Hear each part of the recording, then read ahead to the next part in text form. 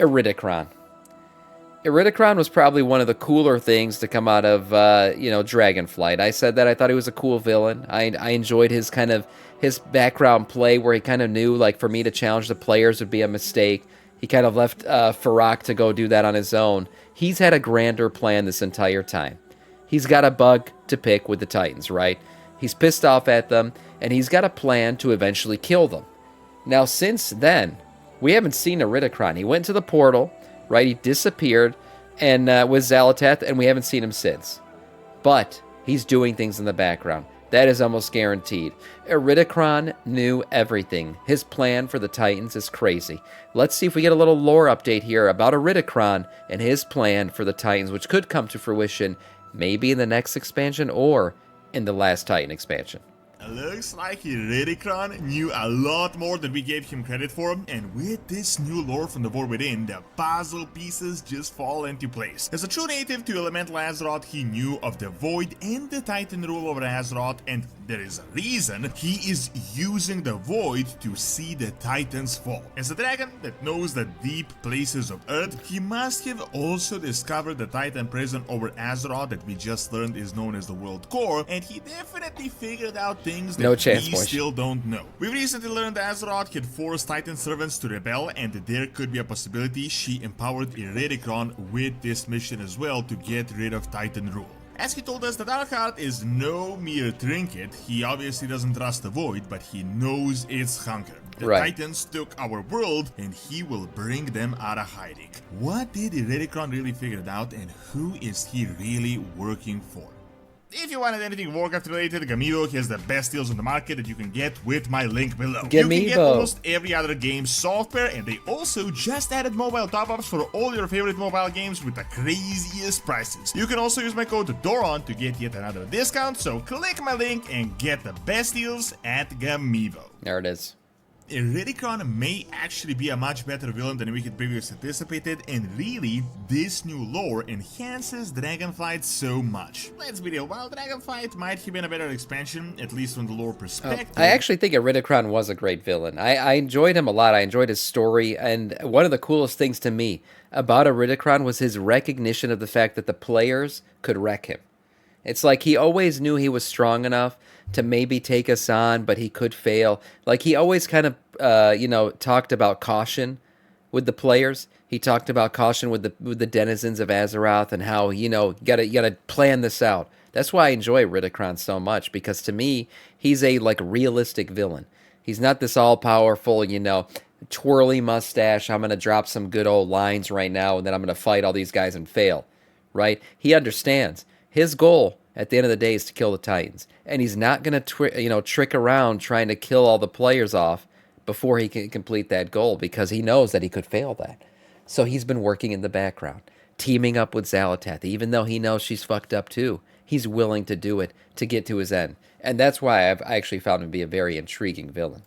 It was pretty lame, nothing really significant. He treated us like a threat, so refreshing. Exactly. With some Titan hints, Deathwing's secret lab, but it all really ended up nowhere, and none of the villains were really that crazy or engaging. However, it all starts to make sense now. Blizzard already confirmed to us in the interview that this was all really a part of the plan. Dragonflight wasn't supposed to have a big storyline. It was essentially like a cool down period to transition from Shadowlands into the World Soul Saga. From the lore side of things, long story short, just one big filler expansion. However, the way they had set up Iridikron is actually genius, and right now I'm so glad they didn't end up turning him into the final boss of the expansion, because he's obviously going to play a big role in The Last Titan, and he will actually be a pretty well-developed character by then. We might see a few appearances, maybe in Midnight, maybe in the War Within. They had essentially sacrificed the excitement for Dragonflight and any supposed culmination to make a big showdown in the World Soul Saga. Iridikron's entire storyline was that of the aspects, how they are the true aspects, the Primal Incarnates, and it all really changed our perspective. Previously, based... Look, you empathize a lot with the Primal Incarnates. When I heard their story and everything, and how, even, what's it called? The dragon aspects themselves knew that it was fucked up what they did, right? Alexstrasza recognized that. She understood, yeah, I done fucked up. And she tried to talk to the Primal Incarnates. Now, Iridikron wanted nothing to do with it, because at the end of the day, he knew Alexstrasza wasn't really the bad guy. It's the Titans.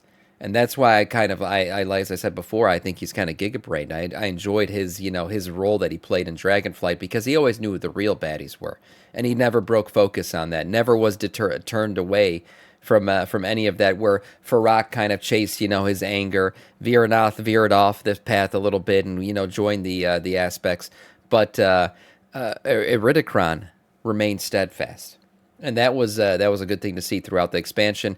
And it didn't matter at the end of the day. All that stuff that happened in Dragonflight was really filler stuff, except the one link that continued on into the World Soul Saga. It was him.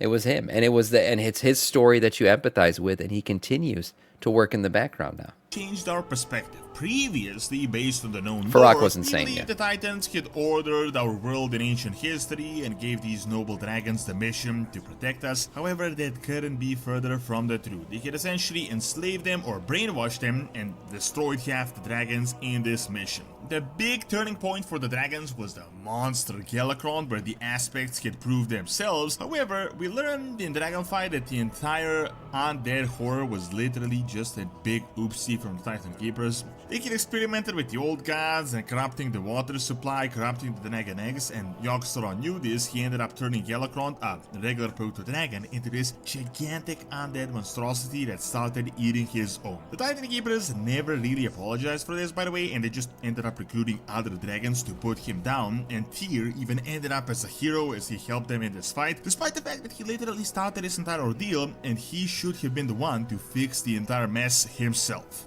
Now, Iridikron knew this, and he decided to use this horror of Galakron to collect it and to give it to Xel'Nath and help her, but we'll get to that in a bit. You all know the story of Iridikron, but I wanted to cross-reference it with the lore we just learned from the War Within, and it's just mind-blowing when you take everything into account. War Within definitely confirmed that the Titans are the bad guys. There is zero doubt anymore. It's no longer a speculation. Yeah, for sure. They created a giant system called the Manifold, and at the bottom of Castleguard, they created a giant chamber to isolate the world soul that they had called the World Core. Really, all just fancy words for a giant Titan prison they put over the world soul of the planet that they had previously invaded. It's really all a part of their occupation. Now, do you remember this quote from Iridikron? All they wanted was our world. Now, here's something that is really interesting. Right. We know world souls are elemental, and the dragons are essentially elemental themselves. They're the purest native form in Azeroth, very similar to the elemental lords. Iridikron was the elemental equivalent of Deathwing, and he not only has a giant tunnel in Northrend, but he also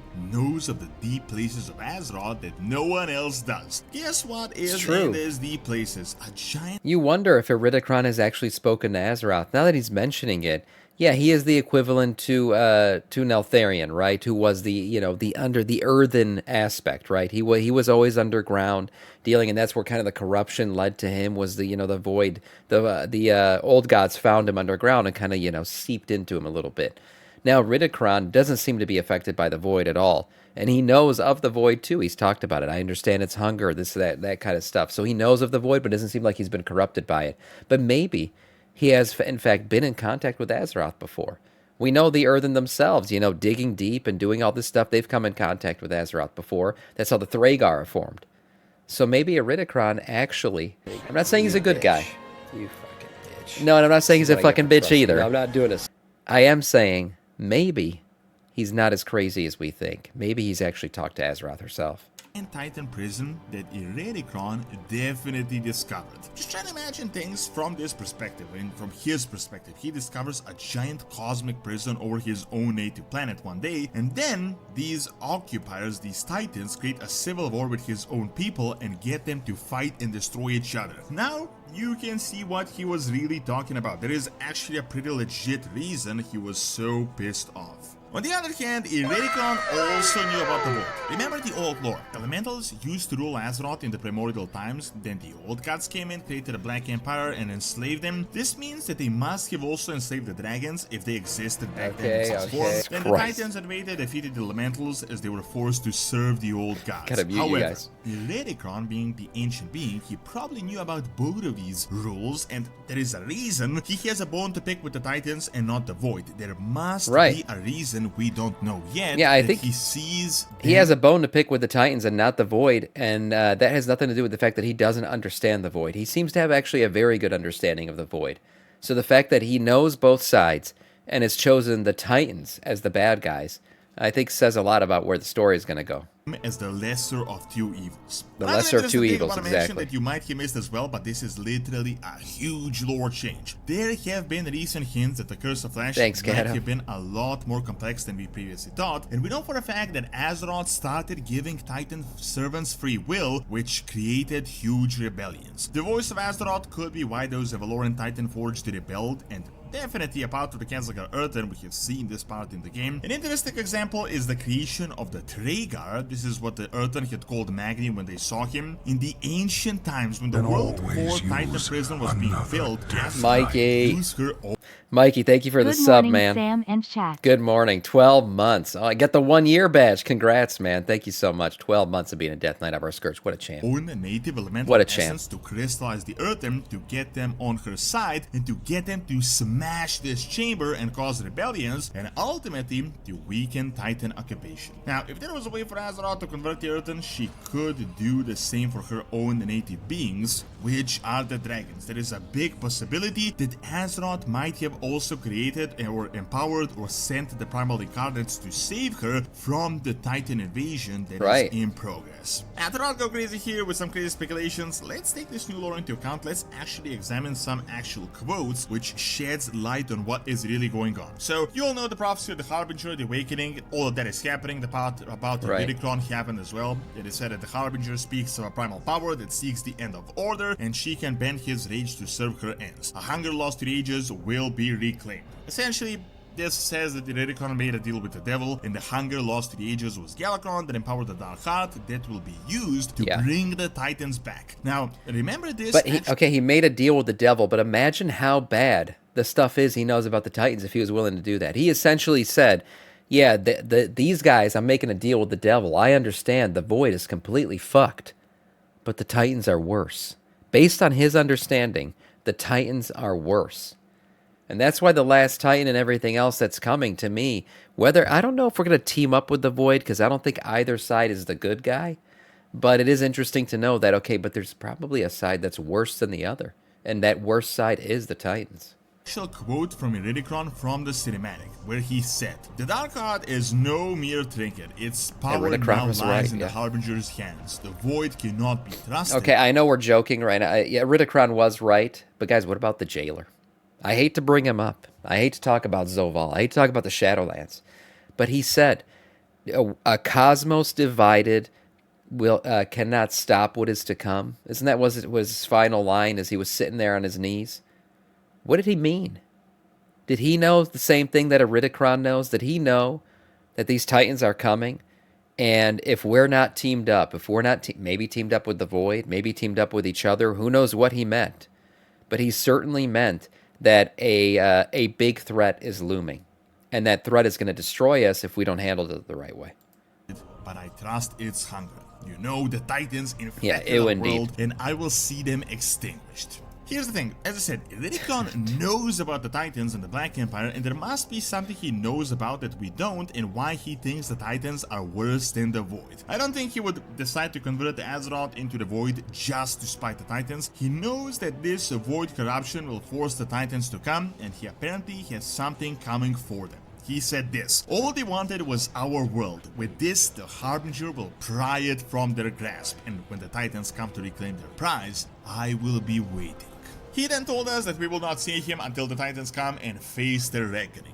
By the way, do you remember the book that came out back in Dragonflight? It talked about how Iridikron has a giant secret base in Northrend that is still active, probably under Icecrown, and it is a massive tunnel secret base. When he says he's waiting for them, he probably has some arsenal he plans to use or allies we are yet to see. However, this confirmed that he is going to be a Last Titan character because we are getting a huge Northrend revamp. Now, Viranot's entire story also gets a bit more depth. Previously, it was kinda lame. I mean, she was on this mission with the Primal Incarnates, then one conversation with Alexstrasza later, she just decides to abandon them and join us. I think she doesn't share the same opinion, and I think she believes that the Void is ultimately worse for the planet than the Titans, and that is why she split with Iridikron. However, seeing that Iridikron is a true, really ancient being of Azeroth, what I find interesting is that he knows that the Void won't win. His plan is essentially already skipping right into the last Titan. He knows they won't win in Midnight, which means he knew exactly why Xel'Tath needed the Dark Heart artifact out of anything else. As he told us, the Dark Heart is no mere trinket. While we did explore this artifact a bit more, we still don't know what it truly is and what it truly does. It absorbs Dalaran's power, Galakrond's power, it absorbs whatever we throw at it. We shattered it a bit, now the goblins are repairing it in 11.1. I think it will be really interesting to know what Iridikron's endgame really is he actually working for Azeroth, and was his entire villain persona in Dragonflight just him seeing the Titan aspects as nothing but mere enforcers of Azeroth's occupation? Also, the most interesting part will be seeing what his arsenal really is and how he plans to defeat the Titans, because we are going to be fighting them as well, and he might just join our side. Thank you for watching. Check out my video on how Azeroth saw the same thing by clicking on the screen, and check out my Raid Shadow Legends channel, Doran's Arena, for more gaming videos. See you next time. What is it? Didn't I say the other?